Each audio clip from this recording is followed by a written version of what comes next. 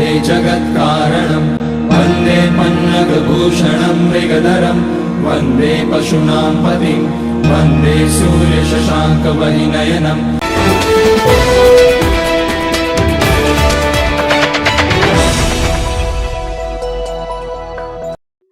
2 दिन में अलग अलग 2 घोटाले के मामले में लोकायुक्त टीम ने विक्रम विश्वविद्यालय के कुल सचिव, कार्य परिषद सदस्य, सचिव से पूछताछ की। लोकायुक्त कार्यालय में बुधवार दोपहर को विक्रम विश्वविद्यालय के कार्य परिषद सदस्य सचिन दवे द्वारा फर्जी यात्रा बिल द्वारा भुगतान प्राप्त करने के मामले में विश्वविद्यालय के सहायक कुल सचिव लेखा अजित बुखारिया और वित्त नियंत्रक JS भदौरिया के बयान दर्ज किए गए हैं।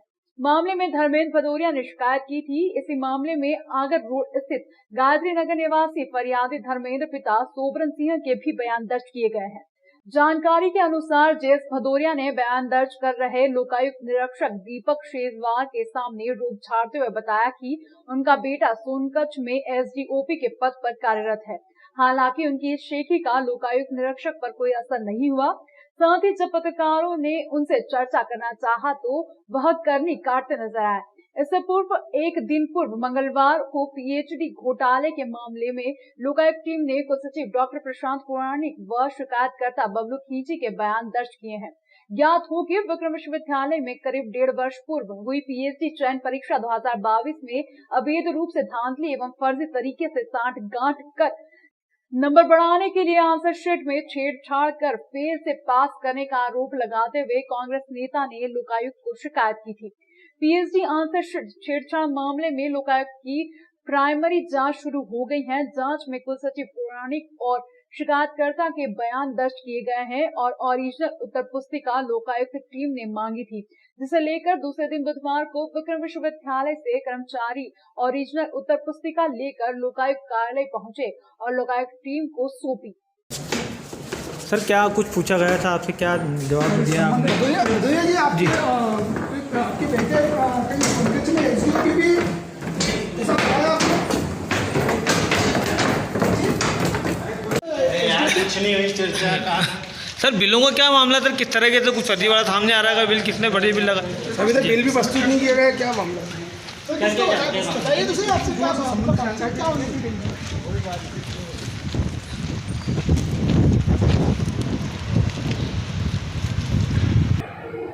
जांच समिति ने चूँकि बार बार अखबारों में छपने के कारण और लीक होने के कारण यह कहा कि इसमें 12 लोगों की ओवर राइटिंग को देखते हुए और यह इन सब घटनाक्रमों को देखते हुए जांच को बीच में छोड़ दिया। उसके पश्चात कुलपति जी ने दूसरी समिति को गठित किया। दूसरी समिति द्वारा इनकार करने पर दूसरी समिति के अध्यक्ष रमेश चंद्र जाटवा, जो कि पूर्व अतिरिक्त संचालक उच्च शिक्षा थे, उनके द्वारा इनकार करने पर अब कुलपति जी द्वारा निर्देश दिया गया है कि कार्य परिषद में इस विषय को रखा जाए और कार्य परिषद में जो भी निर्णय होगा उसको लोकल सेटिस्फाइड है इसका मतलब?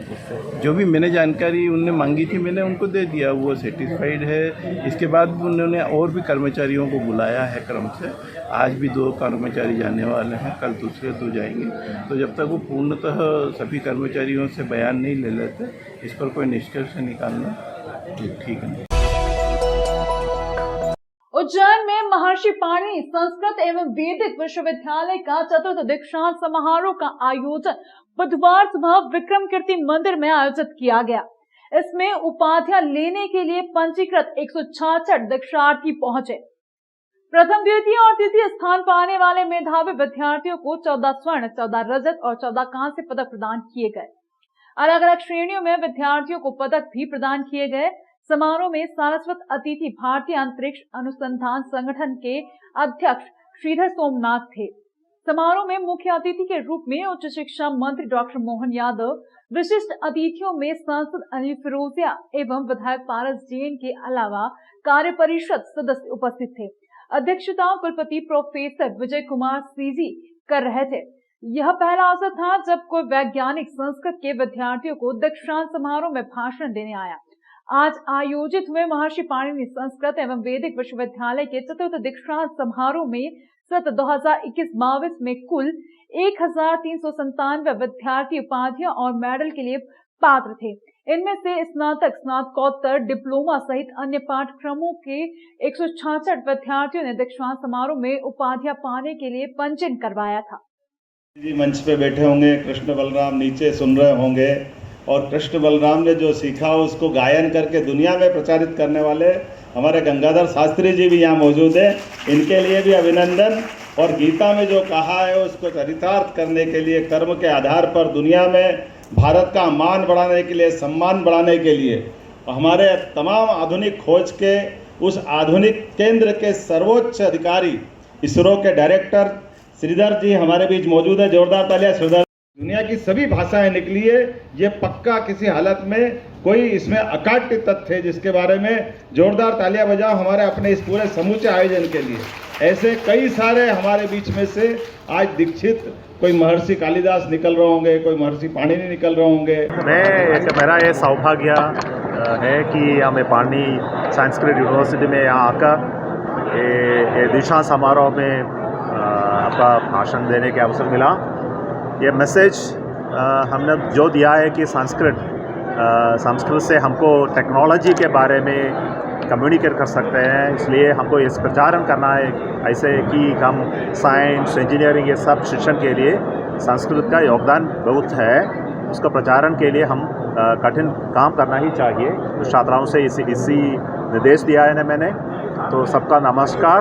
हमारे मिशन को हम सबका आशीर्वाद चाहिए।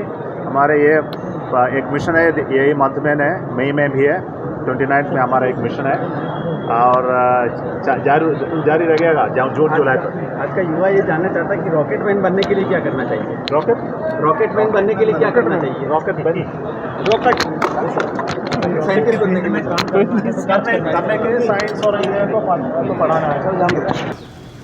महर्षि पाणिनि संस्कृत विश्वविद्यालय का ये चतुर्थ उपाधि समारोह था, जिसमें यहाँ पे जो मेधावी छात्र हैं जिन्होंने स्वर्ण पदक प्राप्त किए हैं, जिन्होंने कांस्य पदक प्राप्त किए हैं और बाकी जो लगभग 600 ऐसे विद्यार्थी हैं जिन्हों को उपाधियाँ आज प्रदान की गई है।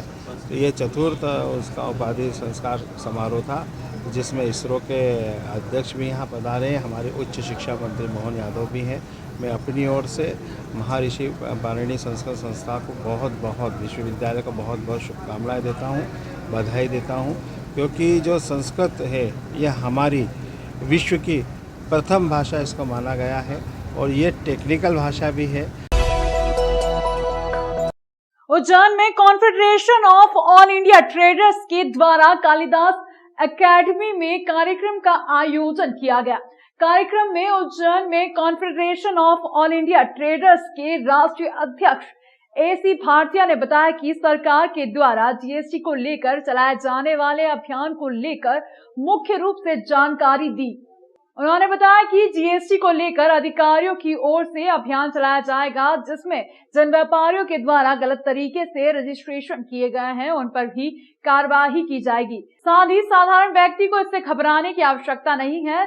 साथ ही उन्होंने ये भी कहा कि आने वाले समय में ऑनलाइन व्यापार का है, इसलिए अभी से व्यापारियों को डिजिटल हो जाना चाहिए। साथ ही अन्य विषयों को लेकर भी उन्होंने व्यापारियों से चर्चा करते हुए जानकारी दी।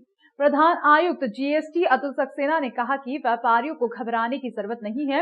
उन्होंने बताया कि व्यापारी क्या क्या तैयारी करें, साथ ही व्यापारियों के किन किन कागजों व दस्तावेजों की जांच की जाएगी और व्यापारी जांचकर्ता अधिकारी को कैसे सहयोग करेंगे आदि विषयों पर मार्गदर्शन और शंका का समाधान किया गया। केट प्रदेश मंत्री राजेश अग्रवाल ने बताया कि आज एक बैठक confederation of all India traders Ujjain द्वारा अभिरंग हॉल कालिदास अकादमी कोठी रोड पर रखी गई थी, जिसमें व्यापारियों के चाय पर चर्चा हुई। GST को लेकर किस प्रकार से अपने कागजात तैयार रखें। बैठक में केट संगठन का परिचय मोहन खंडेलवाल, मुकुल केट जिला प्रवक्ता ने दिया। स्वागत भाषण राजेश अग्रवाल, प्रदेश मंत्री केट ने दिया। अतिथि परिचय विजय अग्रवाल, जिला प्रभारी केट ने दिया। अतिथि स्वागत मुकद्दस शेख, राष्ट्रीय सदस्य केट ने दिया।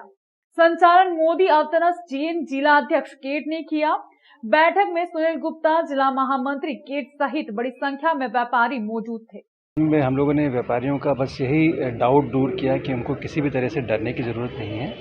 ये जो ड्राइव हम चला रहे हैं केवल जो फेक रजिस्ट्रेशंस कुछ लोगों ने, बहुत ही ऐसी कम संख्या है ऐसे लोगों की, उन लोगों के अगेंस्ट ही चलाई जा रही है। एक आम व्यापारी को अपना निरंतर रूप से काम करते रहें बिना किसी से डरे, आप नॉर्मल जो काम कर रहे हैं करते रहें।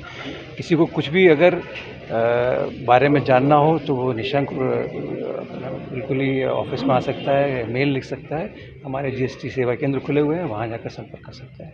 के राष्ट्रीय अध्यक्ष भरतिया जी के आह्वान पर पूरा ऑल इंडिया जो जीएसटी का सर्वे चल रहा है, उसमें व्यापारियों की जो हड़बड़ाहट और व्यापारियों की जो शंका कुशंका थी, उसके निवारण के लिए प्रदेश में पूरा मॉडल टाउन चल रहा है। उसी मॉडल टाउन को लेके आज उज्जैन की विभिन्न हमने एजेंसियां और सभी संगठन पदाधिकारियों को बुलाया और जीएसटी कमिश्नर अतुल सक्सेना जी से सबको शंका समाधान कराया और ये आश्वासन दिलाया कि किसी भी तरह की जीएसटी में कोई विपरीत कृतियाँ नहीं होगी, सब काम व्यवस्थित तरीके से होगा। Confederation of all India traders Ujjain के माध्यम से जो आज कार्यक्रम किया गया, इसमें एक तो व्यापारियों को ये बताना ज़रूरी था कि जीएसटी का जो अभियान चलेगा वो सिर्फ जो गलत व्यापारियों ने रजिस्ट्रेशन लिया है उसकी देख रेख के लिए है। साधारण लोगों को किसी प्रकार से डरने की ज़रूरत नहीं है। ये सर्वे नहीं है, ये आपका स्टॉक देखने नहीं आए, आपके बही खाते देखने नहीं आए, ये रजिस्ट्रेशन संबंधित जो दस्तावेज है उसके आगे नहीं जाएंगे। उसमें भी इनके पास पहले से लिस्ट आई हुई है कि कहाँ जाना है। तो ये बिल्कुल निर्भीक रहे और कोई भी अधिकारी आता है उसे पहले कागज़ देखे, उसके ऊपर डिन नंबर रहता है वो डिन नंबर देखे और उनको सहयोग करे। बदलते हुए वातावरण में जब आदरणीय प्रधानमंत्री जी बोलते हैं कि $5 ट्रिलियन इकोनॉमी ले जाना है और 50% महिला के रूप में मानव संसाधन अगर हमारा घर में रहता है, उसको हमने व्यापार की मध्यधार में लाए तो किस तरीके से व्यापार आगे बढ़ सकता है, ये भी हमने आज चर्चा की। डिजिटल आधार पर डिजिटल इकोनॉमी हो रहा है, नगद रहित अर्थव्यवस्था में व्यापारी को कैसे जीना पड़ेगा, इसकी भी तैयारी करने के लिए हमने व्यापारी को आगाह किया है।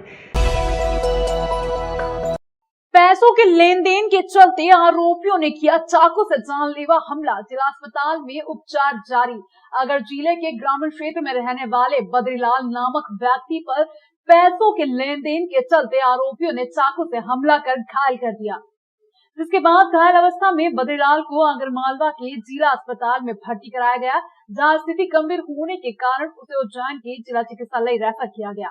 वहीं पूरी जानकारी परिवारजन ने देते हुए बताया कि 15,000 के लेन देन को लेकर घर पर ही आकर आरोपी ने चाकू से हमला कर घायल कर दिया, जिससे गंभीर रूप से घायल हो गए। फिलहाल घायल का इलाज उज्जैन के जिला चिकित्सालय में जारी है और पुलिस घटना की जांच कर रही है। तो घर पे आया, घर पे आके वो पलंग पे लेट रहे थे, पलंग पे लेट रहे, उससे बोला कि पैसे आज नहीं कल देंगे, तो नहीं अभी चाहिए रात में मेरे को पैसे, 8 बजे रात में, ऐसे बोला। इतनी देर उसने चाकू मार दिया। कौन है वो व्यक्ति, कहाँ का रहने? पाटीदार है वो, मोहन पाटीदार है, पतलाना का। अच्छा, तो ये पैसे लेने के घर पे आया था? घर पे आए थे। कहाँ मारा है तो चाकू ये? कि वो उसकी पेशाब की जगह। किस जगह पे मारा है? घर पे। किस जगह के रहने वाले हैं? लाड़वान। देश भर में एक बार फिर उज्जैन का नाम रोशन हुआ है। यहां यूपीएससी की परीक्षा में उज्जैन के अरियन नगर निवासी रुचिका गर्ग का सिलेक्शन हुआ है। यूपीएससी का रिजल्ट आने के बाद घर पर दीपावली जैसा माहौल बन गया है। रुचिका के माता पिता दादी ने एक दूसरे को मिठाई खिलाकर बधाई दी। जनप्रतिनिधि भी रुचिका का मनोबल बढ़ाने के लिए उसे मिठाई खिलाने पहुंच रहे हैं। इसी दौरान उज्जैन आलोट संसदीय क्षेत्र के सांसद अनिल फिरोजिया भी वहां पहुंचे और साल श्रीफल से रुचिका का स्वागत किया और मिठाई खिलाकर उसका मनोबल बढ़ाया। सांसद अनिल फिरोजिया ने बताया कि ऑल इंडिया में 174 रैंक रुचिका की लगी है और वह अब इनकम टैक्स कमिश्नर के पद पर जल्द ही पदभार ग्रहण करेगी। जैसे पहले उसका मनोबल बढ़ाया गया है और पूरे परिवारजनों को मिठाई खिलाई गई है। रुचिका ने बताया कि देवास रोड के सेंट मेरी स्कूल से पीसीएम सब्जेक्ट के साथ 12th तक पढ़ाई की है। इसके बाद बीटेक करने के बाद भोपाल LNT में 7-5 लाख के पैकेज का जॉब लग गई थी। बड़ी कंपनी में जॉब लगने के बाद भी ज्वाइन नहीं किया। सिविल सर्विस का सोचा था, आज सपना पूरा हुआ।